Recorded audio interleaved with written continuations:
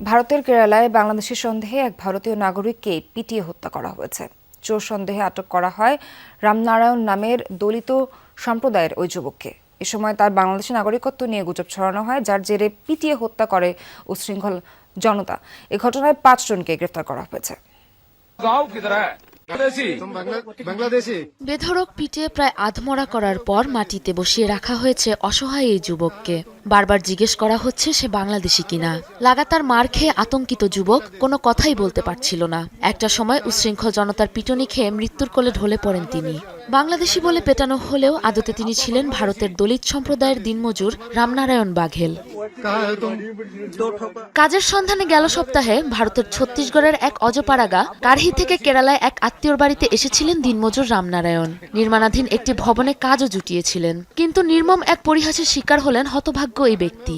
এলাকায় একটি চুরির ঘটনায় তাকে চোর সন্দেহে পাকড়াও করে স্থানীয় কিছু যুবক। প্রথমে একচোট গণপিটুনির পর বাংলাদেশি বলে গুঞ্জন ছড়িয়ে দেওয়া হয় জড়ো হওয়া বিশাল মবের মাঝে। নির্মমভাবে পিটিয়ে হত্যার পর পুলিশ এসে রামনারায়ণের আধার কার্ড যাচাই করে পরিচয় নিশ্চিত করে। এরপর এই ঘটনার মূল হোতা হিসেবে স্থানীয় 5 যুবককে আটক করা হয়। নিঃস্ব এই দুর্ভাগার পরিবারে স্ত্রী ছাড়াও রয়েছে 8 ও 9 বছর বয়সী 2 সন্তান।